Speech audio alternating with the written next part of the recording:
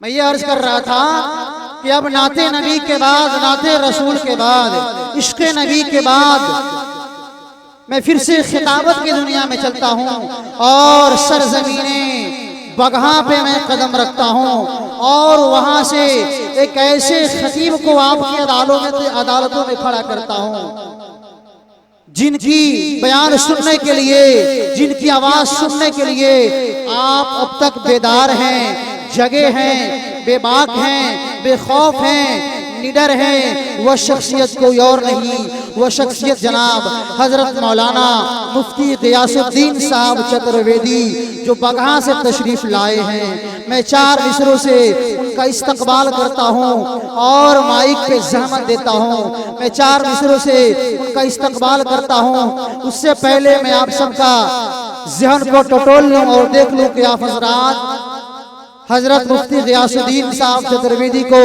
कितना लोग हैं जो सुनने वाले हैं। मैं फिर से थोड़ा देख लूं।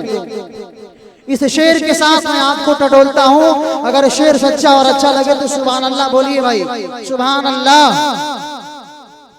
कि जिंदगी जीने के लिए मरमर के जिया जाता है। मौलाना सदर आलम साहब जी, जिंदगी जीने के लिए मरमर के जिया जाता है।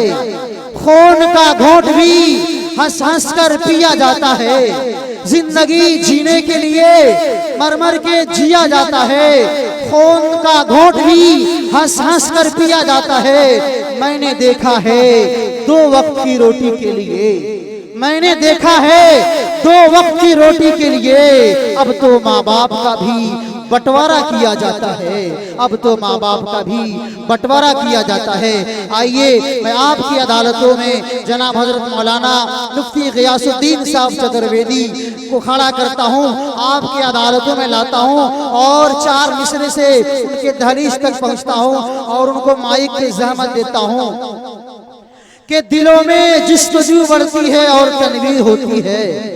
दिलों में जिस्तजू बढ़ती है और तनवीर होती है। सभी मुर्दा दिलों में जिंदगी तहरीर होती है। दिलों में जिस्तजू बढ़ती है और तनवीर होती है। सभी मुर्दा दिलों में जिंदगी तहरीर होती है। अरे दलाइल जब ये देते हैं तो अक्ले दंग रहती है। दलाइल जब ये देते हैं तो अक्ले दंग रहती है। हमारे शेख की कुछ इस तरह से तकरीर होती है, हमारे शेख की कुछ इस तरह से तकरीर होती है। माइक पर जनाब हजरत मौलाना मुफ्ती गियासुद्दीन साहब चतुर्वेदी बगहा तशरीफ लाए और अपनी सुरीली आवाज में हम सामीन की खिदमत फरमाएं। अल्हम्दुलिल्लाह नहमदुहु व नस्तईनुहु व नस्तगफिरुहु व नؤमनु बिही व नतवक्कलु अलैहि व नऊज़ु बिल्लाहि मिन शुरूरि अंफुसिना व मिन सय्यिआति अमालिना मन यहदिल्लाहु फला मुदिल्ल लहु व मन युद्लिल फला हादिय लहु व नशहदु अन्न सय्यदना व मौलाना व हबीबना व सय्यदना व सनदना व शफीअना मुहम्मद इब्न अब्दुल्लाह व रसूलिही सल्लल्लाहु अलैहि वसल्लम। अम्मा बाद फ़क़द क़ाल अल्लाहु तआला फ़िल क़ुरआनिल मजीद वल फ़ुरक़ानिल हमीद। फ़अऊज़ु बिल्लाहि मिनश शैतानिर रजीम। बिस्मिल्लाहिर रहमानिर रहीम। क़ुल या अहलल किताब तआलौ इला कलिमतिन सवाइन बैनना व बैनकुम अल्ला तअबुदु इल्लल्लाह। वबाद क़ाल अज़्ज़ व जल फ़ी मौदिन आख़र या अय्युहल्लज़ीना आमनू इत्तक़ुल्लाह हक़्क़ तुक़ातिही व ला तमूतुन्ना इल्ला व अंतुम मुस्लिमून। वबाद क़ाल अज़्ज़ व जल फ़ी मौदिन आख़र ज़हरल फ़सादु फ़िल बर्रि वल बहर सदक़ल्लाहुल अलियुल अज़ीम। वबाद वक़ाल अन्नबी सल्लल्लाहु अलैहि वसल्लम या अय्युहन्नास क़ुलू ला इलाहा इल्लल्लाह तुफ़्लिहू औ कमा क़ाल अलैहि सलातु वस्सलाम।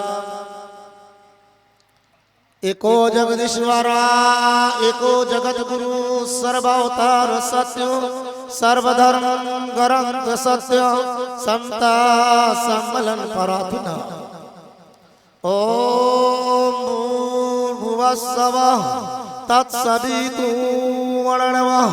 भर्गो देवस्य धीमहि धियो न प्रचोदयात्।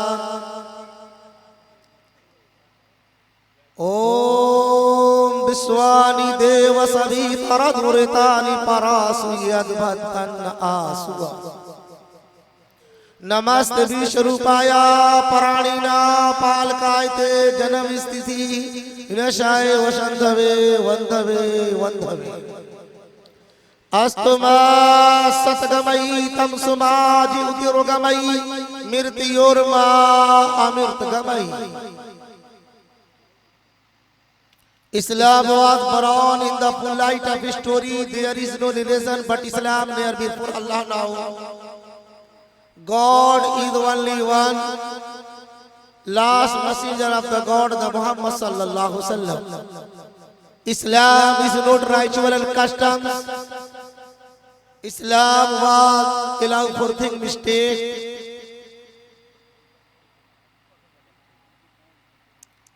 परमेश्वर ही महान है, नहीं कोई उसके समान है। परमेश्वर ही महान है, नहीं कोई उसके समान है। वह दयालु कृपा प्रधान है, उसका प्रेम सबसे समान है। मोहम्मद सल्लल्लाहु अलैहि वसल्लम ईश्वर के दूत, दिया गया उनका ज्ञान महान है। उन्हीं के ज्ञान के प्रकाश में आए हम सब मिलकर करें ईश्वर से वंदना, ईश्वर से वंदना, ईश्वर से वंदना। न हो स्वार्थ क्रोध अभिमान हमें, न हो अन्याय की कोई कल्पना। जो जटाधारी बड़ा फातह संसार है, जो जटाधारी बड़ा फातह संसार है। जिनका है उम्मी लक़ब जो अहमद मुख्तार है। उस जगत ज्योति प्रीतम को मेरा सलाम है, उस जगत ज्योति प्रीतम को मेरा सलाम है। तपस्या सुशीलता को जिसने फैलाया यहाँ, तपस्या सुशीलता को जिसने फैलाया यहाँ, जिसने मेरे प्रभु का संदेश सुनाया यहाँ। उस जगत ज्योति प्रीतम को मेरा सलाम है, उस जगत ज्योति प्रीतम को मेरा सलाम है। सरकटे बैरियों के भी खताएं बख्श दी, सरकटे बैरियों के भी खताएं बख्श दी। प्रभु ने बनाया जिसे रहमतल लिल आलमीन। उस जगत ज्योति प्रीतम को मेरा सलाम है, उस जगत ज्योति प्रीतम को मेरा सलाम है। मुवक्कर व मुअज़्ज़ज़ व मोहतरम उलमाए किराम और बहुत देर से झेलने वाले सामीने किराम, पहलुए बदल बदल कर सुनने वाले सामीने किराम और जलसा गाह को आराम गाह बनाने वाले सामीने किराम। हजरात, वाकई घड़ी में तो 1 बज चुके हैं, शायद कि 1 से भी ज्यादा बज चुके हैं। और सच ये है, ये ना वक्त बयान का है, ना मेरे दोस्तों ना वेद का है, ना ये वक्त ना अंग्रेजी का है, ना आपको बाइबल का है, ना मेरे दोस्तों दिगर मज़ाहिब का तज्जिया करने का वक्त है। बल्कि मेरे दोस्तों सच ये है कि मैं 18 के लिए आया था, 19 में बैठाया गया हूँ। इसलिए आप मेरे दोस्तों इंशाअल्लाह तकरीर नहीं होगी, घबराने की जरूरत नहीं है, जाने की जरूरत नहीं है। इंशाअल्लाह मैं दुआ कराने आया हूँ, आप थोड़ी देर चंद मिनट दुआ की बात सुने और इंशाअल्लाह दुआ होगा। इसलिए गम ये है कि आप भी कम हैं, और उससे बड़ा गम ये है कि जो बैठे हैं उनमें दम नहीं है। अगर दम वाले होते तो कुछ बात कही जाती या सुनी जाती। इसलिए गम पे गम है कि आप कम हैं, और उससे बड़ा गम ये है कि आप में दम नहीं है। और कैसे दम होगा कि आप 5 घंटा सुन चुके हैं, और आप इतना सुने हैं कि अब आप सुनते सुन हो चुके हैं। मजीद आपको न सुनाने की जरूरत है, न मजीद आपको ठेल ठेल के जगाने की जरूरत है, और न आपको अब कुछ कहानियों से पिलाने की जरूरत है। इसलिए आप जो हजरात जहां हैं उनसे बड़े ही अदब व एहतराम के साथ मैं ये दरख्वास्त कर रहा हूँ कि जो हजरात जहां हैं वही खड़े हो जाइए, खड़े हो जाइए। मुझको दुआ करानी है, दुआ का माहौल पैदा करनी है। आ जाइए आप लोग, जो जहां है वहां खड़े हो जाइए। अल्लाह के वास्ते जो सोए उनको जगा दीजिए कि ये जलसगाह है, आरामगाह नहीं। आराम फरमाना हो तो आप घर तशरीफ ले जाइए, चले जाइए। इसलिए कि ना मेरी आदत आपको ना ठेल ठेल की जगाने की है और ना आपको ठेल ठेल की सुनाने की। ये बाबू जो लोग सोए को जगा दीजिए, उठ जाइए। अंत भला तो सब भला, जगाइए उनको, कहिए कि बाबू झुक जाइए। जो जहां है अल्लाह का वास्ते वहां से आगे बढ़ जाइए। ये सामने आ जाइए, जो जहां है वहीं से आगे आ जाइए। बाबू आगे आ जाइए, हाँ बैठ जाइए, अल्लाह के वास्ते बैठ जाइए, यही बैठ जाइए। बस चंद मिनट देनी है और चंद मिनट सुननी है। इसलिए ज्यादा देर नहीं मेरे दोस्तों। न मैं पड़वेद का मंत्र पढ़ा हूँ, न मैं उसका आप कुछ करने वाला हूँ, न मैं बाइबल के कई सेंटेंस पढ़ा हूँ, मैंने ऋग्वेद पढ़ा है। ये सारे के सारे मेरे दोस्तों इंशाअल्लाह आपके सामने न ज्यादा वक्त न लेना चाहूंगा, न ज्यादा वक्त देना चाहूंगा। इसलिए कि मैं पहले बताया मैं 18 की तारीख में आया था, 19 की तारीख में बैठाया गया हूँ। मेरी तारीख भी खत्म हो चुकी है, मेरे प्रोग्राम भी खत्म हो चुके हैं। आइए बैठ जाइए मेरे दोस्तों, चंद मिनट बैठ जाइए। अफसोस ये है क्या वज़ा में तुम नसारा हो तमद्दुन में हो हुनूद, वज़ा में तुम नसारा हो तमद्दुन में हो हुनूद, वज़ा को तुम्हारी देखकर अब शर्माती है यहूद। रूह में सांस नहीं, कल्ब में एहसास नहीं। अरे रूह में सांस नहीं, कल्ब में एहसास नहीं, कुछ भी पैगाम मोहम्मद अब तुम्हारे पास नहीं। यूं तो तुम कहने के अंसारी सैयदो शेख पठान हो, अरे यूं तो तुम कहने को अंसारी सैयद शेख पठान हो, लेकिन सच बताओ क्या तुम मुसलमान भी हो? सच बता क्या तुम मुसलमान भी हो? सच बता क्या तुम मुसलमान भी हो?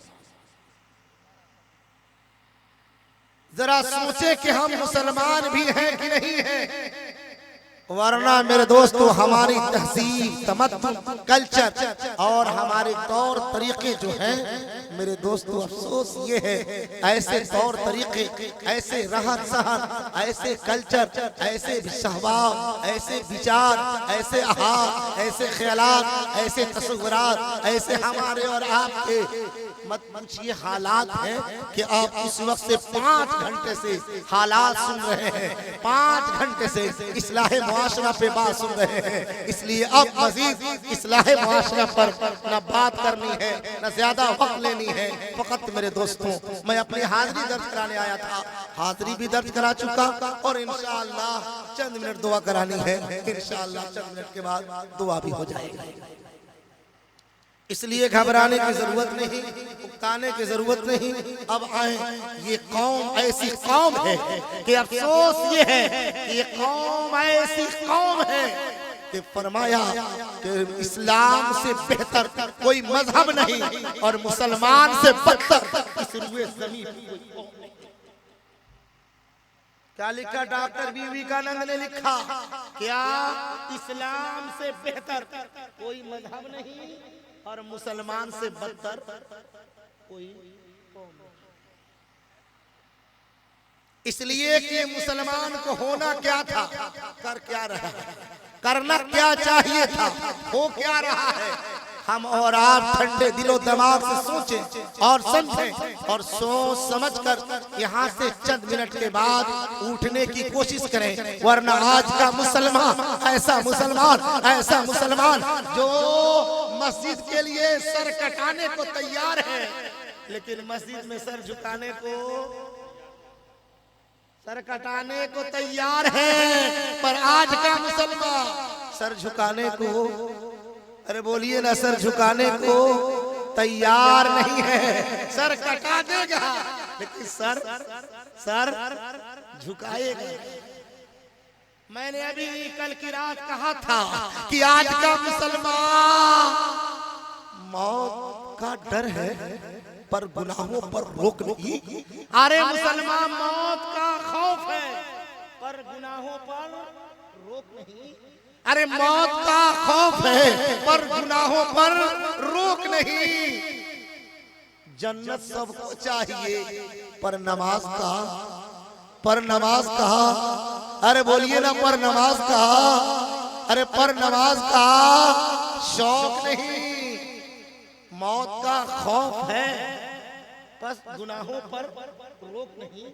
अरे मौत का खौफ है पर गुनाहों पर रोक नहीं। अरे मौत का खौफ है पर गुनाहों पर रोक नहीं। जन्नत सभी जाना चाहते हैं पर नमाज का, पर नमाज का। अरे बोलिए पर नमाज का। अरे जोर से बोलिए पर नमाज का। शौक नहीं है।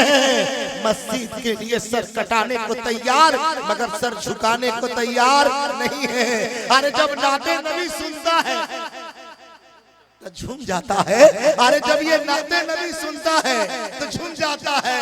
और जब अमल करने को कहा जाता है तो धीरे से घूम जाता है। अरे ये मुसलमान जब नाते नबी सुनता है, या नबी या नबी या नबी कहता है और हफ्ते में नमाज पढ़ता है। अरे हफ्ते में नमाज पढ़ता है। अरे बोलिए ना, हफ्ते में नमाज पढ़ता है। कभी कभी कभी कभी। अरे मुसलमान, मैंने परसों की रात कहा था, अरे मुसलमान सुन, तेरी रात में तहज्जुद रही, न दीन में इशराक रहा। अरे न तेरे दीन में इशराक, न रात में तहज्जुद रहा। अब तो तुम फकत गाने कव्वाली मुजरा वाले हो गए हो। अब तो तुम फकत गाने कव्वाली और मुजरा वाले हो गए। आज उम्मते मुस्लिमा को न इशराक की फिक्र, न तहज्जुद की फिक्र, न नमाज की फिक्र, न गुनाहों पर रोक। आज का ये मुसलमान मत पूछिए, गुनाहों पर गुनाह करते करते इतना जरी हो गया है, इतना निडर हो गया है, इतना बेखौफ हो गया है कि मेरे दोस्तों जर्रा बराबर इसकी जिंदगी में फिक्र नहीं। सबको मैंने कहा था, अरे फिक्र दुनिया करके देखा है। अरे मुसलमान फिक्र दुनिया करके देखा है, अब फिक्र उक़बा करके देख। अरे मुसलमान फिक्र दुनिया करके देखा है, अब फिक्र उक़बा करके देख। अरे सबको अपना करके देखा है, रब को अपना। अरे बोलिए रब को अपना। अरे रब को अपना। अरे रब को अपना कर करे। तूने सबको अपना करने की कोशिश किया, लेकिन अफसोस ये है कि आज का मुसलमान सबको अपनाने में लगा है और रब को ठुकराने में लगा है। जबकि सच ये है कि अगर रब मेरा हो गया तो सब का सब, अरे बोलिए सब का सब मेरा हो गया। इसलिए हम और आप आज इस जलसे से ये फैसला करके जाएं और ये फैसला करके उठें कि अब हमको और आपको कौन सी काम करनी है। मैं एक पैगाम देता हूँ और दुआ कराता हूँ कि मुसलमान अपनी जिंदगी संवारिए, दिलशाद कीजिए। अरे मुसलमान अपनी जिंदगी संवारिए, दिलशाद कीजिए। अरे जिंदगी संवारिए, दिलशाद कीजिए। लम्हात जिंदगी को न बर्बाद कीजिए। जब मकसद हयात इबादत खुदा की है, पढ़िए नमाज, मस्जिद आबाद कीजिए। हाथ उठाइए, कहिए इंशाअल्लाह। हाथ उठाकर कहिए इंशाअल्लाह। पढ़ेंगे ना? अरे पढ़ेंगे, पढ़ेंगे कि नहीं पढ़ेंगे? पढ़ेंगे, वरना आज हम और आप ये समझ रखे हैं क्या कि फला पाउडर लगाने से, फला क्रीम लगाने से हमारे चेहरे पे नूर आता है, हमारा चेहरा मनव्वर व ताबा हो जाता है, मेरे चेहरे पे दमक और चमक आ जाता है, मेरे चेहरे पे लाइट आ जाती है। लेकिन सुनिए, कान खोलकर सुनिए मेरे दोस्तों, मैंने ये कहा था कि मुसलमान सुनो, ये जिंदगी फानी है, फिर क्योंकि तुमको गुरूर आता है। अरे ये जिंदगी फानी है, अरे ये जिंदगी फानी है, फिर क्यों कर गुरूर आता है। अरे ये जिंदगी फानी है, क्यों कर गुरूर आता है। अरे सब पे एक दिन ये जरूर आता है। दुनिया दुनिया के क्रीम पाउडर से कुछ नहीं होता, अरे दुनिया के क्रीम पाउडर से कुछ नहीं होता। अरे नमाज पढ़ मुसलमान कि नमाज पढ़ने से चेहरे पे नूर आता है। अरे नमाज पढ़ मुसलमान कि नमाज पढ़ने से चेहरे पे नूर आता है। बेशक बेशक। आज नमाज पढ़िए, फेस वॉश बस की फिक्र मत कीजिए, नमाज की फिक्र कीजिए। आज ये मुसलमान सब कुछ रहा मेरे दोस्तों, नमाजी न रहा, ये सब कुछ रहा, लेकिन अफसोस ये है कि आज के मुसलमान का ताल्लुक अल्लाह से ना हुआ, लगाव नहीं हुआ, अल्लाह से कांटेक्ट नहीं हुआ। इसलिए हम और आप आज इस जलसे से ये पैगाम लेकर जाएं कि इंशाअल्लाह मैं नमाज पढ़ूंगा और इंशाअल्लाह सुबह फजर के वक्त मैं जमात नमाज पढ़ूंगा। वरना अफसोस ये है कि आज अभी मुस्लिम पर्सनल्लाह ने सर्वे कराया था, पूरे हिंदुस्तान में मुसलमानों की नमाजियों की तादाद, पूरे हिंदुस्तान में नमाज पढ़ने वालों की तादाद 2%। कितना? 2%। 2% ऐसे मुसलमान हैं जो नमाज, अरे बोलिए ना, जो नमाज पढ़ते हैं। परसेंटेज कैसे लगाए जाते हैं समझ रहे हैं? ये मत खुश होइएगा, हाँ 100 में 98 वाले में से 2 नहीं, परसेंटेज वो लगाए जाते हैं आप अपने आबादी के एतबार से, आप अपनी जनसंख्या के एतबार से, आप अपनी मर्दमशुमारी के एतबार से। क्या फकत 2% मुसलमान हैं जो नमाज पढ़ते हैं, माँ बकिया मुसलमान नमाज नहीं पढ़ते हैं। यही मुसलमान है जब दावत खाने जाता है तो ये मुसलमान दावत में चुलिया नेवार ढूंढता है। क्या ढूंढता है? चुलिया नेवार समझते हैं? हाँ माशाअल्लाह, क्या बात है। मैं समझ रहा था कि अभी जो लोग बैठे हैं भले कम है, लेकिन लगता है कि अभी दम है। दम है, जी जी दम है जी। हाँ, सदर आलम साहब को ज्यादा तजर्बा है, इनका ससुराल है, कितना दम है इनको खबर है। बहरहाल मेरे दोस्तों, क्या कितना दम है अब तो इनको खबर है, लेकिन मेरे दोस्तों मैं कह ये रहा था कि आज का मुसलमान दावत खानी हो तो मेरे दोस्तों चुलिया नेवार ढूंढता है, सुम्हारवा ढूंढता है, लेकिन मस्जिद में खरजनवा भी जाने की फिक्र और कोशिश नहीं करता। जी बेशक। अरे मुसलमानों, चुलिया नेवार खाने वालों, सुनो सुनो, सुम्हारवा खाने वालों, अगर खरजनवा मस्जिद में ये मुसलमान जाने लगे तो इंशाअल्लाह हर गांव की मस्जिदें शाद हो जाएगी, आबाद हो जाएगी। अरे सबकी जिंदगी भी आबाद हो जाएगी। बेशक बेशक। आज हम और आप ये शिकायत करते फिर रहे हैं, अरे मौलाना साहब, अरे मौलाना साहब, ये खाने पे कौम ऐसी है, ऐसी है, ऐसी है कि मैंने कभी कहा था कि अल्लामा इकबाल ने एक शेर कहा था सहाबा के बारे में, क्या कि 10 तो 10 दरिया को भी न छोड़ा हमने। अरे 10 तो 10 दरिया को भी न छोड़ा हमने। अरे 10 तो 10 दरिया को भी न छोड़ा हमने। बहरे जुल्मात में दौड़ा दिए घोड़े हमने। अरे बहरे जुल्मात में दौड़ा दिए घोड़े हमने। और आज का मुसलमान की हालात अगर अल्लामा इकबाल देखते तो ऐसे कहते जैसा मैं कह रहा हूं। जी हाजिर हो। आज अल्लामा इकबाल इन मुसलमानों के हालात को देखते तो ये कहते, क्या गोश्त तो गोश्त हड्डी को भी न छोड़ा, गोश्त तो गोश्त हड्डी को भी ना छोड़ा हमने। अरे बहरे शुरुआत में दौड़ा दिए करछुल हमने। अरे बहरे शुरुआत में दौड़ा दिए करछुल। आज के मुसलमान का ईमान देखना हो तो दस्तरखान पे रोटी और बोटी रख दीजिए जी। हर आदमी तकरीर करता है स्टेज पे बैठकर, हाँ इशार कीजिए, हमदर्दी कीजिए। और कुरान में अल्लाह ने इनकी तारीफ करके फरमाया, युसिरूना अला अनफुसिहिम वलौ कान बिहिम खसासा। अरे मुसलमान ऐसे होते हैं जो अपने ऊपर दूसरों को क्या करते हैं, तरजीह देते हैं, अपने ऊपर दूसरे को प्राथमिकता देते हैं, अपने से ज्यादा दूसरे को औलियत का मकाम देते हैं।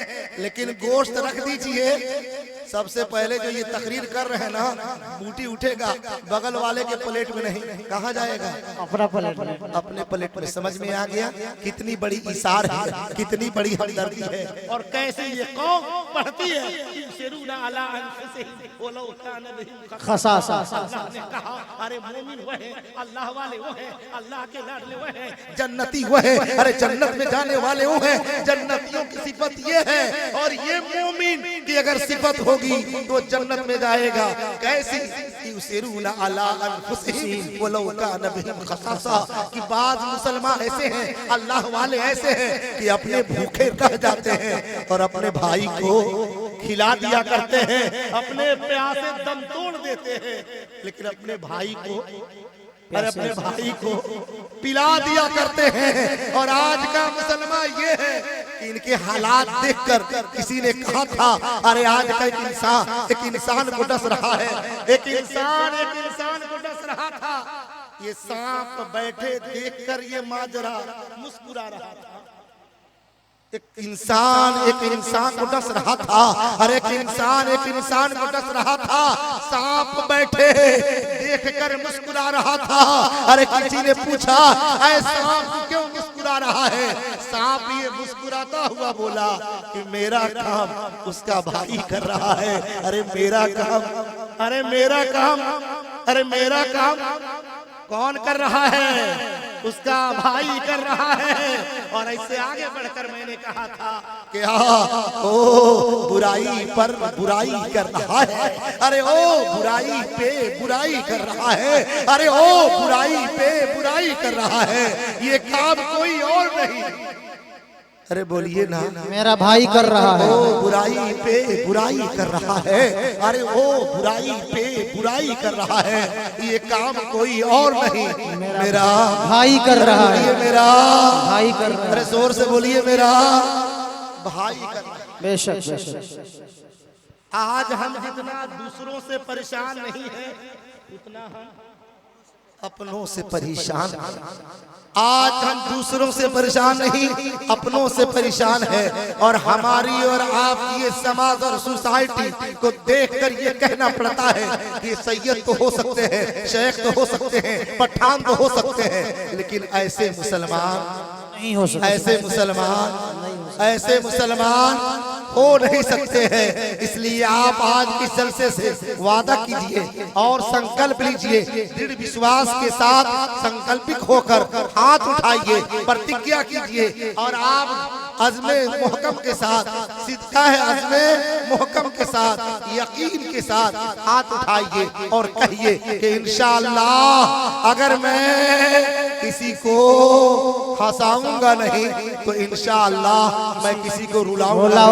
हाथ उठाकर कहिए इंशाअल्लाह अगर मैं किसी को हंसा नहीं सकता हूँ तो हम किसी को रुलाने की कोशिश नहीं करें। अगर हम किसी को खिलाने की ताकत नहीं रखते हैं तो मेरे दोस्तों किसी के पेट पर लात मारने की कोशिश भी नहीं करें। आज हम और आप इस संकल्प लेके जाएं, कुछ सुधार करके जाएं, वरना इस्लाह मुआशरा, मुआशरे का सुधार कब होता है? मुआशरे का सुधार कब होता है? इस्लाह नहीं, मुआशरा बना है व्यक्ति बाई व्यक्ति से, बड़ी बाई बड़ी से, आदमी बाई आदमी। मुआशरा किससे बना है? जी समझ रहे हैं? जी जी जी। मैन बाई मैन जब जुटते हैं तो सोसाइटी बनता है। व्यक्ति दर व्यक्ति जब जुटते हैं तो आपका समाज बनता है। और फर्द दर फर्द जब कहे जमा होते हैं तो फिर हमारा मुआशरा बनता है। याद रखिए, हम सुधरेंगे जहान सुधरेगा। आज हर शख्स है दूसरे के सुधारने के चक्कर में है, अपने सुधारने के चक्कर में नहीं। किसको सुधारने के चक्कर में है? दूसरे को सुधारने के चक्कर में है, लेकिन अपने को सुधारने के चक्कर में नहीं है। हर शख्स ये कहता मिलता है फला बुरा है, फला बुरा है, फला ऐसा है, फला वैसा, फला ऐसा, फला वैसा। लेकिन मेरे दोस्तों, आपकी ज्यादा तकरीर करने की जरूरत नहीं, ज्यादा वक्त लेने की जरूरत नहीं, और ज्यादा आपको नींद बर्बाद करने की जरूरत नहीं। जैसे ही कौन कीजिए, नेचुरली, फितरतन, कुदरतन, प्राकृतिक के जानिब से आपको एक मैसेज दिया जाता है, आपको एक पैगाम दिया जाता है, आपको एक वार्निंग दिया जाता है, जिसको हम और आप न ख्याल करते हैं न ध्यान देते हैं। अभी ख्याल कर लीजिए, ध्यान दे दीजिए, आपको समझ में आ जाएगा। आज जैसे कि इंसान दूसरे की तरफ उंगली उठाता है, फला ऐसे है, ये 4 उंगली नेचुरली इधर घूम जाती है, नेचुरली अपने तरफ आप उंगली उठाइए, फला ऐसा है, उंगली उठाइए, आप उंगली उठाइए, फला उठाइए ना ऐसे भाई, है। उठाइए ना। हाँ ऐसे, हाँ। ये 4 उंगली आपके तरफ घूम रही है। 4 क्या बता रही है? कभी आपने नेचुरली दिमाग दिया, कभी आपने सोचा कि नेचुरली हमको क्या संदेश, क्या पैगाम, क्या मैसेज मिल रहा है, क्या वार्निंग है? अरे फला की गलती एक तलाश करने वालों, अपने अंदर झांक के देखो, तेरे अंदर 4 गलती पड़ी है। तुझको अपनी 4 गलती नजर नहीं आती, और दूसरे की एक गलती तुमको दिखाई देने लगी। इसलिए हम और आप दूसरे की क्या है, गलती निकालने से पहले अपनी गलती को सुधारें, समाज को सुधारने से पहले अपने सुधरे, दूसरे को क्या है सुधारने से पहले हम सुधरे। हम सुधरेंगे, जहान सुधरेगा, हम बदलेंगे, मुआशरा बदलेगा, हमारे अंदर चेंजिंग आएगी।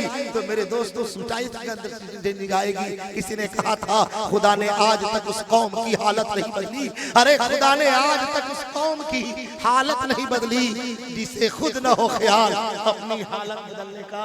अरे दीन बदल सकते हैं, जज्बात बदल सकते हैं। अरे दीन बदल सकते हैं, दिल बदल सकते हैं, जज्बात बदल सकते हैं। अरे दिल बदल सकते हैं, जज्बात बदल सकते हैं। अरे मुल्क के फिक्र ख्यालात बदल सकते हैं। अरे दौरे मौजूद के दिन रात बदल सकते हैं। अरे मुसलमानों, तुम बदल जाओ तो दुनिया के हालात बदल सकते हैं।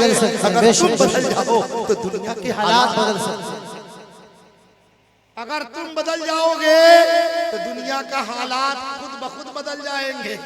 और मैं ये नहीं कहता कि मैं बेगुनाह हूँ। मैं तो अभी एक समाज को शेर दिया था कि कौन कहता है कि मैं, कौन कहता है कि मैं बेगुनाह, मुझ में कोई, कौन कहता है कि मुझ में मैं कौन कहता है कि मुझ में एक दागदार नहीं हूँ? अरे कौन कहता है कि मैं दागदार नहीं हूँ? अरे कौन कहता है कि मैं दागदार नहीं हूँ? अरे बेदाग है वो मेरा परवरदिगार है। अरे जो बेदाग है वो मेरा परवरदिगार है।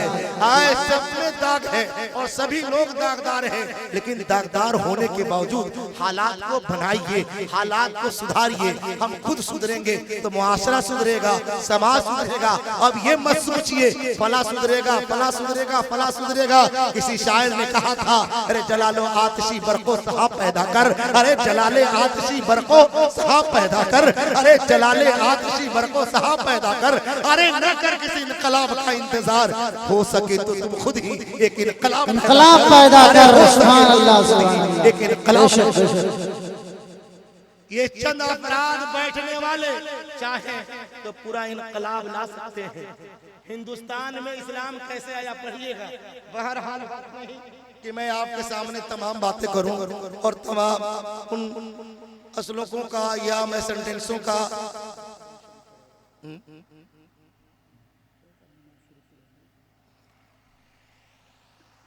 आइए मेरे दोस्तों,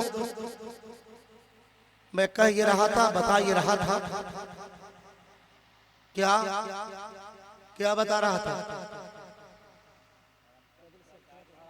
क्या हिंदुस्तान में इस्लाम कैसे आया? मोहम्मद इब्न कासिम जो सबसे पहले हिंदुस्तान में आए, वो कोई लच्छेदार तकरीर नहीं सुनी, कोई लच्छेदार तकरीर नहीं सुनी। 4 घंटा 5 घंटा ये तकरीरें नहीं सुनी थी। मोहम्मद इब्न कासिम ने एक मजलूमा की ज़बानी, एक मजलूमा की ज़बानी का हिंदुस्तान की कहानी सुना था। हिंदुस्तान की कहानी सुनकर वहीं से मोहम्मद इब्न कासिम निकले और हिंदुस्तान की तरफ रुख कर दिया। और आज वही हिंदुस्तान जो हम और आप ये मुसलमान दिखाई दे रहे हैं, वो मेरे दोस्तों ये अभी की जो तारीख है वो मोहम्मद इब्न कासिम की देन है और मोहम्मद इब्न कासिम की आमद की बरकत है कि हम और आप मुसलमान दिखाई दे रहे हैं, हम और आप इस्लाम वाले दिखाई दे रहे हैं। मुझको कहना ये है कि अगर इनकलाब आदमी लाना चाहे तो एक जुमले और एक सेंटेंस से लाया जा सकता है। अगर आदमी बदलाव करना चाहे तो चंद मिनट की तकरीर भी इंसान की जिंदगी में काया पलट सकती है, बदलाव ला सकती है, चेंजिंग ला सकती है। समाज और सोसाइटी के लिए मेरे दोस्तों इनकलाब बन सकता है।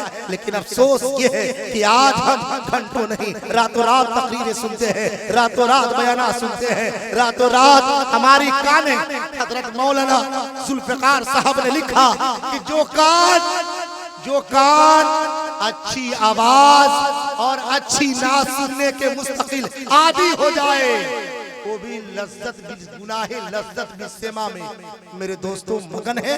वह शख्स गाने और कव्वाली सुनने की तरह नातों को बार बार सुनने की आदी हो जाए, तकरीरों को सुनने के आदी हो जाए, तो मेरे दोस्तों ये भी एक गुनाह है जो कान का गुनाह है। जो आदमी लज्जतों के लिए सुनता है लेकिन अमल के दिल से नहीं सुनता है तो तकरीर बेकार है, वो नाते बेकार है, वो जगना बेकार है, खर्च करना बेकार है, जलसा कराना बेकार है, जलसा में बुलवाना बेकार है। मेरे दोस्तों चंद मिनट की बातों से, चंद मिनट की तकरीरों से, चंद मिनट के मेरे दोस्त एक हदीस से अपनी जिंदगी में इनकलाब लाइए, अपनी जिंदगी में बदलाव लाइए, अपनी जिंदगी में चेंजिंग लाइए। हम और आप ये वादा करें कि इंशाअल्लाह समाज सुधरे न सुधरे, इंशाअल्लाह पहले हम सुधरेंगे। हाथ उठाकर कहिए इंशाअल्लाह, हाथ उठाकर कहिए इंशाअल्लाह। सुधरेंगे ना, सुधरेंगे। उसके साथ साथ मेरे दोस्तों चलते हुए हम आपको एक दो और पैगाम देकर अपनी बातों को जल्द खत्म कर दूंगा। मैं समझ रहा हूँ कि मैं कब्रिस्तान में आजान देने के लिए आया हूँ, ये मुझको खबर है, लेकिन फिर भी मेरे दोस्तों किसी ने कहा था कि कब्रिस्तान में आजान देने से भी कभी कभी मुर्दों पे रहमतें हुआ करती है और गुनाहों में तखफीफ, अजाबों में तखफीफ हुआ करता है। यही मैं समझकर इन मुर्दों की सामने तकरीर कर रहा हूँ कि चंद लम्हे बैठे हुए हैं। ये घड़ी रहमत वाली है, बरकत वाली है, मग़फ़िरत वाली है। रात का ये आखिरी हिस्सा है जिसमें अल्लाह तबारक तआला से ताल्लुक़ मा अल्लाह कायम किया जा सकता है, अल्लाह तबारक तआला से राबते बनाए जा सकते हैं, अल्लाह तबारक तआला से अपने कंटेंट को मजबूत किया जा सकता है। इसलिए इस आखिरी घड़ी में हम अल्लाह तबारक तआला के ख्याल लगाकर अल्लाह तबारक तआला के लिए अपनी जिंदगी के लिए ये ख्याल करें और सोचें समझें कि हमारी जिंदगी में इनकलाब कैसे आएगा, बदलाव कैसे आएगा। वरना याद रखिए हम यहाँ दिरहम, दीनार, डॉलर, पाउंड सब यही रह जाएंगे। अगले राउंड में हम सबका नंबर आने वाला है। अगले राउंड में हमारे बाप दादा इस दुनिया से चले गए, अगले राउंड में हमारा और आपका नंबर है। कल थे आज नहीं है, आज हम हैं और कल, आज हम हैं और कल नहीं रहेंगे। इसलिए हम और आप कल की फिक्र करें और अपनी जिंदगी में बदलाव लाने के साथ साथ जब तक इंसान जिए, मुसलमान की शान ये है जब तक जमीन पे रहिए तो मेरे दोस्तों एक कुरान बन के रहिए, रब की दलील बन के रहिए, बुरहान बन के रहिए, ईमान के साथ जिंदगी गुजारिए और ये फैसला करके उठिए कि अल्लाह अगर दुनिया में मुझको जिंदा रख तो ईमान पे जिंदा रख, इस्लाम पे जिंदा रख। या अल्लाह मेरी खात्मा फरमा तो कलमे तय्यबा ला इलाहा इल्लल्लाह मुहम्मदुर रसूलुल्लाह मेरे कलमे पे ज़बान पे जारी फरमा। या अल्लाह जब मैं मरूं तो या अल्लाह मुझको कलमे तय्यबा ला इलाहा इल्लल्लाह मुहम्मदुर रसूलुल्लाह नसीब फरमा। या अल्लाह जब मेरी मौत हो तो खात्मा बिल खैर हो। दुआ करेंगे ना, करिए कि इंशाअल्लाह अल्लाह हमको खात्मा बिल खैर फरमाए, अल्लाह हमारा जब मौत फरमाए तो मेरे दोस्तों कलमे पे मौत हो और अल्लाह के नाम के लिए मरो, अल्लाह के लिए जियो। और हमारी जो जिंदगी बची है अच्छे अमाल में, अच्छे अफआल में, अच्छे किरदार में, अच्छे गुफ्तार में, अच्छे रफ्तार में हमारी जिंदगी बीते, इसी की कोशिश करें। और इसी कोशिश के साथ मेरे दोस्तों इस जलसे से हम और आप जाएं तो कुछ लेकर जाएं, ऐसा नहीं अरे कहाँ गए थे, कहीं नहीं, क्या लाए, कुछ नहीं। जैसा कि आपने सुना था वो एक पंडित जी ने कहा, सारे लोग गए थे कहाँ, सत्संग में प्रवचन सुनने गए थे। प्रवचन जब सुनते कहते क्या, पंडित जी ने बताया था कि सुनो, गाय हमारी माता है, उसको खिलाने से लक्ष्मी का निवास हुआ करता है, घरों में उन्नति और प्रगति हुआ करती है, डेवलप हुआ करता है। वह बेचारा बाप भी सुना था, बेटा भी सुना था, दोनों सुने और घर गए। कल पसारी की दुकान वही बनिया का बेटा जब लगाया, लगाने के बाद गाय आती है, खाने लगती है। अब वह बनिया का बेटा टुकुर टुकुर देख रहा है और न उसे हाँक रहा है न उसे मार रहा है।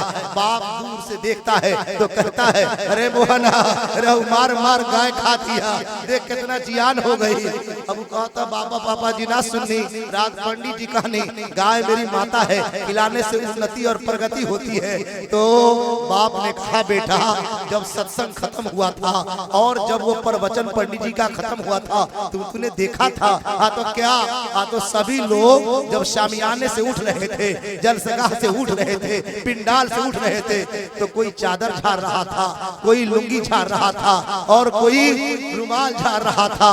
कहा कि पापा जी सब लोग कर रहा था। कहा कि तूने नहीं समझा, अरे सब लोग, कोई लुंगी झाड़ रहा था, कोई रुमाल झाड़ रहा था, कोई चादर झाड़ रहा था। क्या पंडित जी जौन जौन कहनी सब लोगों में झाड़ झूर के चल आइल।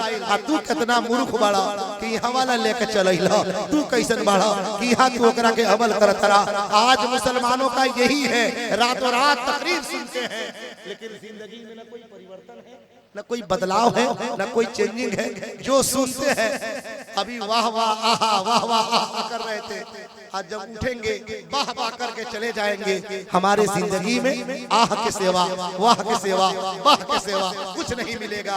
और मेरे दोस्तों हमारी जिंदगी में आमाल नहीं हो सकेंगे, इसलिए हम और आप आमाल की फिक्र करें और आमाल की फिक्र के साथ साथ अपनी आखिरत की फिक्र करें। और आखिरत के फिक्र के साथ जाते जाते आपके सामने सिर्फ दो और मैसेज और पैगाम, समाज सुधार पे बहुत सारी बातें सुने होंगे और बहुत सारी बातें हुई होगी, लेकिन बहरहाल आइए मेरे दोस्तों दो पैगाम और देकर मैं आपसे रुखसत हो जाता हूँ। पहला पैगाम ये दिया कि आप नमाज कायम कीजिए, दूसरा पैगाम ये दिया कि आप आपस में प्यारो मोहब्बत को बाकी रखिए, प्यारो मोहब्बत के साथ जिंदगी गुजारिए।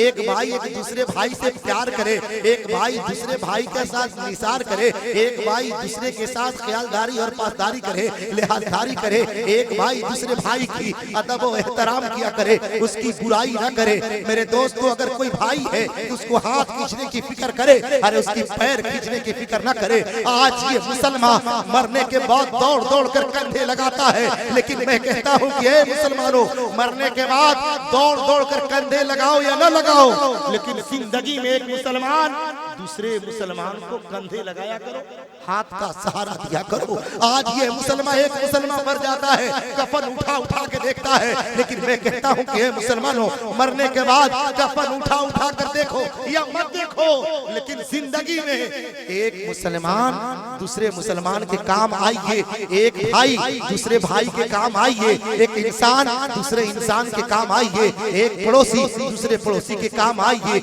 एक आदमी दूसरे आदमी के काम आइए। और याद रखिए क्या हर इंसान के अंदर, ये हर इंसान के अंदर जज्बे ईसार होना चाहिए। अरे हर इंसान के अंदर ये जज्बे ईसार होना चाहिए। हिंदू हो, मुसलमान हो, सिख हो या ईसाई, हर एक इंसान को एक इंसान से, अरे हर एक इंसान को एक इंसान से, अरे बोलिए ना, हर एक इंसान को एक इंसान से प्यार होना चाहिए। और अब ये मैं कहता हूँ कि लव इज लाइफ और life is love, love is life और लाइफ इज लव। क्या लव इज लाइफ और लाइफ इज लव। आपकी जिंदगी ये समझिए कि हमारी जिंदगी मोहब्बत के लिए है और मोहब्बत जिंदगी के लिए है। अगर ये हमारा फैसला है, अगर हम ऐसे जी रहे हैं कि हमारी जिंदगी मोहब्बत के लिए है और मेरी मोहब्बत मेरी जिंदगी के लिए है, इस फैसले के साथ अगर जिएंगे तो मेरे दोस्तों इंशाअल्लाह हमारा जीना करामत हो जाएगा, हमारा आना भी करामत होगा। इसलिए दूसरा पैगाम कि हम प्यार के साथ रहें, एक दूसरे की ख्यालदारी, पासदारी, लिहाजदारी के साथ साथ जाते जाते आपका चौथा पैगाम ये देना चाहता हूँ। तीसरा पैगाम के बाद जल्दी जल्दी इस्लाह मुआशरा से साथ साथ आते आते मैं आपसे दुआ है रुखसत होना चाहता हूँ।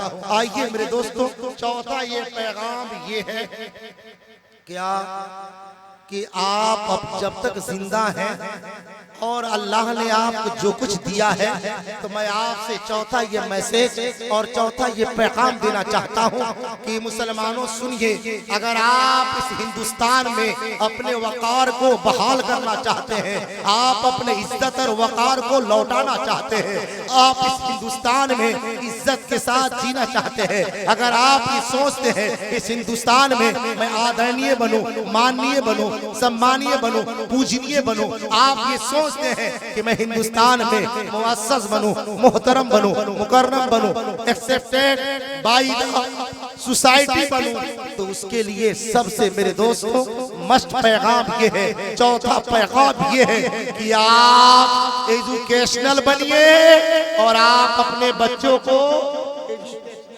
बनाइए, एजुकेशनल बनिए और एजुकेशनल बनाइए। आप भी खुद पढ़िए, अपने बच्चे और बच्चियों को पढ़ाइए, आप खुद भी शिक्षित होइए, आप अपने बच्चे और बच्चियों को शिक्षित बनाइए। वरना याद रखिए क्या education is everything, education is everything, education is everything. Education बड़ी ही लाजिम और जरूरी है। और उससे आगे बढ़कर मैं अंग्रेजी में कहता हूँ क्या education is power, education is power, education is super power. सुना रहा हूँ बाबू, ये सुना रहा हूँ, सुनिए, अभी वक्त नहीं, आपको सुना रहा हूँ, आगे बैठिए, इंशाल्लाह सब सुना दूंगा, घबराइए नहीं। मैं 19 में आया हूँ इसलिए सुना नहीं रहा हूँ, 18 में आया होता तो इंशाल्लाह सब सुना दिया होता। आइए मेरे दोस्तों, क्या इस्लाम बता रहा था education is everything, education is everything. आगे उससे आगे बढ़कर क्या कहा, इस्लाम का education is super power, education is super power. उससे आगे बढ़कर कहा क्या without education life is nothing, without education life is nothing, without education life is nothing. बगैर एजुकेशन की आपकी जिंदगी जिंदगी नहीं है, बल्कि आप मुर्दा है, मुर्दगी है। अगर आप चाहते हैं कि मेरा बेटा आगे बढ़े, आप चाहते हैं मेरा लाडला आगे बढ़े, अगर आप चाहते हैं कि मैं आगे बढ़ूं और मैं आंख से आंखें डालकर बात कर सकूं, मैं दुश्मनों का जवाब दे सकूं, नजर से नजरें मिला के जवाब दे सकूं, तो क्या education is main source of the power, education is main source of the power, education is main source of the power. याद रखिए, एजुकेशन सबसे बड़ी ताकत और सबसे बड़ी पावर है कि जिसके जरिए से आप समाज में, सोसाइटी में बेहतर से बेहतर बन सकते हैं, आप अच्छे रह सकते हैं और समाज और सोसाइटी में एक इनकलाब ला सकते हैं। वरना किसी ने कहा था विदाउट एजुकेशन लगा, without education future is dark, without education future is dark, without education future is dark. कि बगैर एजुकेशन का मुस्तकबिल कभी रोशन नहीं हो सकता, कभी ताबनाक नहीं हो सकता और कभी बेहतर नहीं हो सकता। आज उससे भी आगे बढ़कर संस्कृत में कहा विद्या सर्वधर्म वर्धनम महानम, अरे विद्या सर्वधर्म वर्धनम महानम। विद्या सभी धनों में सबसे बेहतर धन है और तमाम महानताओं में सबसे बड़ा महान जो है, जो एजुकेशनल है, जो पढ़ा लिखा है। इसीलिए दूसरी जगह लिखा क्या स्वदेश पूज्यते राजा विद्वान सर्वत्र पूज्यते, स्वदेश पूज्यते राजा विद्वान सर्वत्र पूज्यते। राजा फकत अपने राजपाट में पूजा जाता है और विद्वान सभी जगहों पे पूजा जाता है। स्वदेश पूज्यते राजा विद्वान सर्वत्र पूज्यते, कि राजा फकत अपने राजपाट में पूजा जाता है और विद्वान सभी जगहों पे पूजा जाता है। इसलिए हम और आप विद्वान बनने की कोशिश करें, एजुकेशनल बनने की कोशिश करें। वरना डॉक्टर एपीजे अब्दुल कलाम ने कहा था कि मुसलमानों सुनो सुनो, 3 दौर आए हैं। अब पहला दौर था बाय द मसल पावर, पहला जमाना था कुश्ती का जमाना था, पहलवानी का जमाना था, बलवानी का जमाना था, ताकत का जमाना था। जो पहलवान होता था वह बलवान होता था, जो मेरे दोस्तों कुश्ती लड़ता था, जो खलीफा हुआ करता था, जो मेहनती हुआ करता था, जो अखाड़े में लड़ा करता था, वही पहलवान होता था, वही बलवान होता था, वही आदरणीय होता था, वही माननीय होता था, वही सम्मानीय होता था। लेकिन वह दौर गुजर गया, दूसरा दौर आया बाय द मनी पावर, दूसरा दौर आया रुपये का, पैसे का। एपीजे अब्दुल कलाम लिखते हैं कि by the muscle power, by the money power, ताकत का दौर भी खत्म हो गया, पैसे का दौर भी खत्म हो गया।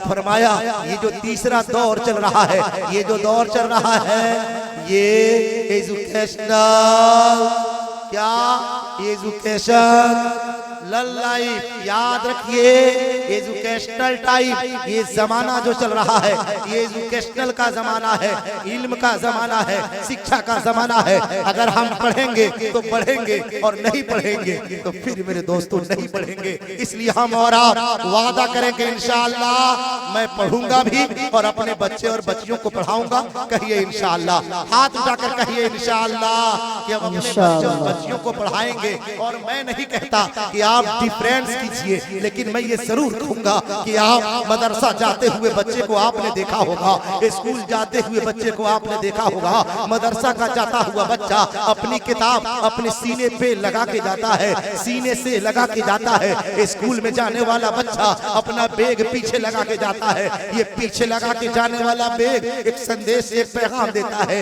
मदरसा जाने वाला सीने पे कुरान, सीने पे आम पारा, अम्मा पारा ये लगा के जाने वाला और सीने पे ये कुरान जैसी मुकद्दस किताब को दबा के जाने वाला, कुरान और रहल को सीने से लगा कर जाने वाला हमको और आपको पैगाम देता है। आप ये जो पीछे वाली तालीम है यही रह जाएगी और ये आगे वाली जो तालीम है वो यहाँ भी काम आएगी और मरने के बाद भी, अरे बोलिए मरने के बाद भी काम आया करेगा। तो पता चला कि दुनिया के अंदर दुनियावी तालीम हासिल करे कि यहाँ भी इज्जत से रहे। अफसोस ये है कि हमारा कुर्ता चकाचक, टोपी चकाचक, किरीट चकाचक और दस्तखान चकाचक, और जब स्टेशन पे जाते हैं तो विड्रॉल भरना होता है तो जरा ये भर दीजिएगा। अफसोस होता है मेरे दोस्तों, आप बैंक के काउंटर पे जाते हैं और कहते हैं भैया जरा विड्रॉलवा भर दीजिएगा, पैसा निकालना है, तो मुझको रोना आता है। मुझको पैगाम ये देना है कि मोमिन और मुसलमान वह है कि जहाँ भी रहे इज्जत के साथ रहे, यहाँ भी रहे तो दूसरे का मोहताज ना बने और वहाँ भी जाए तो किसी का मोहताज ना बने। यहाँ खुद इतनी तालीम हासिल करनी है कि हम दुनिया में इज्जत के साथ, वकार के साथ, मान सम्मान के साथ जी सके। और कहा विद्या सर्वधर्म प्रधानम महानम, उससे आगे लिखा क्या मात शतरूपी दबैरी बालक व बालकौ न पठन्ति, मात शतरूपी दबैरी बालक व बालकौ न पठन्ति। उस शख्स का माता पिता दुश्मन है, बैरी है, जो अपने बच्चे और बच्चियों को नहीं पढ़ाते हैं, जो अपने बच्चे और बच्चियों को ज्ञान नहीं देते हैं, अपने बच्चे और बच्चियों को नहीं सिखाते हैं। इसलिए कहा माता शतरूपी दबैरी बालक व बालकौ न पठन्ति। उस शख्स के माता पिता बैरी हैं, दुश्मन है, जो अपने बच्चे और बच्चियों को नहीं पढ़ाते हैं, नहीं सिखाते हैं। तो मेरे दोस्तों ये चौथा पैगाम हम लेकर जाएं और चौथा पैगाम ये वादा करके जाएं क्या कि मुश्किल हालात में भी, अरे मुश्किल हालात में भी किस्मतों को आजमाया करो। अरे मुसलमान मुश्किल हालात में भी अपनी किस्मतों को आजमाया करो। अरे मुश्किल हालात में भी अपनी किस्मतों को आजमाया करो। अरे मुश्किल हालात में भी अपनी किस्मतों को आजमाया करो। अरे भले 2 रोटी कम खाया करो लेकिन अपने बच्चों को हाथ उठाइए, अपना बच्चों को पढ़ाया करो। क्या भले 2 रोटी कम ही खाया करो मगर अपने बच्चों को पढ़ाया। अरे अपने बच्चों को, अरे दोनों हाथ उठाकर कहिए अपने बच्चों को पढ़ाया करो। अरे अगर हम अपने बड़ों की बात पर अमल किए होते तो तरक्की के जीने पर चढ़ गए होते। अरे अगर हम अपने बड़ों की बात पर अमल किए होते, अगर अपने रहबरों की रहबरी पर यकीन किए होते, आज अपने रहबरों की रहबरी पर यकीन किए होते तो तरक्की के जीने पर चढ़ गए होते। अरे रहबरों की रहबरी पर यकीन किए होते तो तरक्की के जीने पर चढ़ गए होते। अरे दो रोटी अपने लुकमे से बचा लिए होते, आधा सुन्नत भी हो गई होती। और हम सबों के बच्चे, अरे बोलिए हम सबों के बच्चे पढ़ गए होते तो हम दो रोटी कम खाएं, दो बोटी कम खाएं, लेकिन अपने बेटे और बेटियों को पढ़ाएं, अपने लड़के और लड़कियों को पढ़ाएं, और हम और आप अपने बच्चे और बच्चियों को आगे बढ़ाने की कोशिश करें। अब करते जाते जाते पांचवा पैगाम, इस्लाह मुआशरा से बहुत सारी तकरीरें आप सुन चुके हैं और बहुत सारी बातें हो चुकी है, इसलिए मैं आपको वहां से लेके नहीं चला कि मैं वेद सुनाऊं, गीता सुनाऊं, महाभारत सुनाऊं, ऋग्वेद सुनाऊं, यजुर्वेद सुनाऊं, राम का रामचरितमानस सुनाऊं, या आपको निरंकारी के सुनाऊं, या आपको जय गुरुदेव के सुनाऊं, या कबीर जी की वाणी सुनाऊं, या मधुर वाणियां सुनाऊं, या आपको रामचरितमानस की बातें सुनाऊं, या कुरान इस्लाम की हकानियत की पैगाम सुनाऊं। मेरे दोस्तों, इसलिए कि आप सुनते सुनते उठ चुके थे और घबरा चुके थे, मैं इसलिए मूड बनाते हुए चंद पैगाम देने की कोशिश किया। आइए, पांचवा पैगाम ये है कि आज हमारा ये समाज, आज की हमारी सोसाइटी, मत पूछिए इतना हम और आप, मैं रात बयान करते हुए कहा था, कौन कहता है कि कफन सफेद हुआ करते हैं? मैं कहता हूँ आज इस दौर में कफन लाल भी हुआ, कफन लाल भी हुआ, लाल भी हुआ करते हैं। क्यों कह रहा हूँ? आज हमारे समाज में बहुत हमारी बेटियां ऐसी हैं, आज हमारी घरों में हमारी बहुएं ऐसी हैं, आज हमारे समाज की लड़कियां ऐसी हैं कि मत पूछिए, दुल्हन बन के जाती है, अभी हाथों की मेहंदी खत्म भी नहीं हुई रहती है, अभी मेरे दोस्तों अभी उसी कपड़े में मलबूस रहती है, तब तक के मेरे दोस्तों वो घटना का शिकार हो जाती है या वो मर जाती है। न जाने रोज बरोज हमारे समाज में इस तिलक ने, जहेज ने, खराफात ने, बिदात ने, रवाजात ने इतनी जगह अपना लिया कि आज का मुसलमान देखने में मुसलमान लगता है, लेकिन सच ये है कि मुसलमान नहीं लगता है। उसी लाल कपड़े में आपने सुना होगा कि एक लड़की क्या अपनी दुल्हन बन के जाती है, और दुल्हन बन के जाने के बाद उसके ससुराल वाले फकत इसलिए मार देते हैं उसको, दोस्तों मार देते हैं। क्यों? जहेज की फरमाइश में, लिस्ट में कुछ कमी रह गई थी, इसलिए उस बेचारी की किसी ने कहा था ना मेरे दोस्तों, क्या एक नायक दुल्हन आंगन में मरी पड़ी थी, एक आंगन में दुल्हन मरी पड़ी थी, उसके हाथों में मेहंदी रची बसी थी। अरे फकत कसूरों में उस बच्ची का कसूर इतना था कि दहेजों की फहरिस्त में कुछ कमी थी, जहेजों की फहरिस्त में कुछ कमी थी। उस कमी की वजह से वो मेरे दोस्तों, वो लड़की जो दुल्हन बन के आई थी, वो लाल कपड़े ही में मेरे दोस्तों वो मर गई, और लाल कपड़े ही में उसको तेजी में दफना दिया गया, कफना दिया गया। इसलिए मैंने कहा था कि लोग कहते हैं कि कफन सफेद होते हैं, लेकिन इसके इतने काले कारनामे हैं कि अब सफेद भी कफन नहीं मिल रहे हैं, और कफन भी अब सफेद नहीं हो रहे हैं। इतने हम और आप, आज का ये समाज शादी ब्याह में इतना पैसा खर्च, इतना खर्च, इतना खर्च